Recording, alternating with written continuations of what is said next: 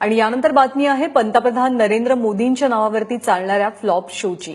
सध्या देशामध्ये 300 तर राज्यामध्ये 24 ठिकाणी मोदी फेस्ट सुरू आहे। मोदी सरकारच्या तिसऱ्या वर्षपूर्तीनिमित्त भरवण्यात आलेल्या मोदी फेस्टकडे लोकांनी मात्र अक्षरशः पाठ फिरवली आहे। कोट्यवधी रुपयांचा खर्च करून भरवण्यात आलेल्या फेस्टमध्ये दिसून येतात केवळ रिकामी मैदानं, सुने सुने स्टॉल्स आणि कुणीही पाहत नसलेल्या सरकारच्या फिल्म्स।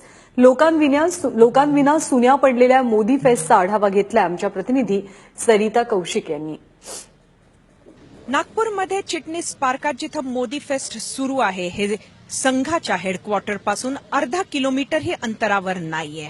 मात्र संघाचं एक जे महत्वाचं प्रिन्सिपल राहिलेलं आहे ते म्हणजे व्यक्तिपूजन नको।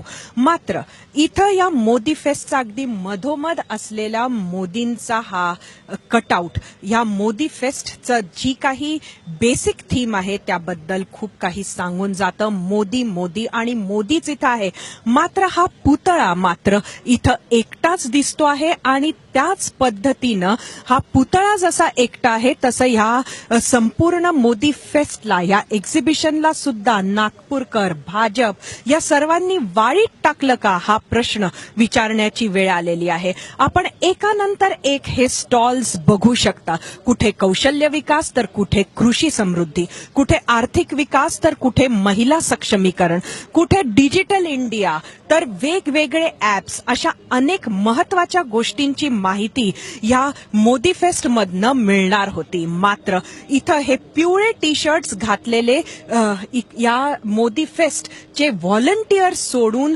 इतर कोणीही लोक आपल्याला इथं दिसत नाहीये। हा रविवार आहे, रविवार आणि शनिवारी खास लोक, युवक यांची इथं गर्दी राहू शकते असं समजून हे मोदी फेस्ट इथे आयोजित करण्यात आली होती। मात्र आपण बघू शकता की हे खुलं प्रांगण रिकामं पडलेलं आहे। तर एवढंच नाही, इथं आतमध्ये एक खास सेगमेंट केलेलं होतं। आयोजकांना एवढी लोक अपेक्षित होती, सतत इथं मोदींची फिल्म चालते आहे, मात्र आपण बघू शकता की सकाळपासून या खुर्च्या अशाच पद्धतीनं रिकाम्या आहे। ॲडव्हर्टाइजमेंट्स करणे या सगळ्यावर पैसा खर्च केल्यानंतर सुद्धा जर का ठणठण गोपाल मिळत असेल तर मग हा सर्व पैसा वाया गेला आणि ह्या वाया गेलेल्या पैशासाठी, जनतेच्या पैशासाठी कोण कारणीभूत आहे हे सुद्धा शोधणं अत्यंत गरजेचं झालेलं आहे।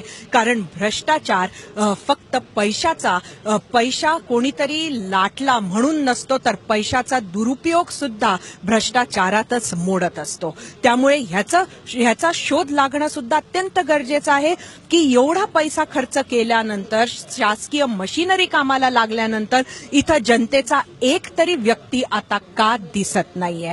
त्याचबरोबर महापौर यांनी जेव्हा या मोदी फेस्टचं उद्घाटन केलं त्यावेळेला इथं फक्त 10 लोक त्यांच्या बरोबर होती। त्यामुळे मोदी फेस्टकडे नुसतं जनतेनेच नाही तर नागपूर आणि विदर्भ ज्यावर भाजपाचा कब्जा आहे त्या भाजपानं सुद्धा तोंड फिरवलं का, पाठ वळवली का असा प्रश्न विचारला जाऊ शकतो। कॅमेरामन अतुल हिरडेसह सरिता कौशिक, एबीपी माझा, नागपूर।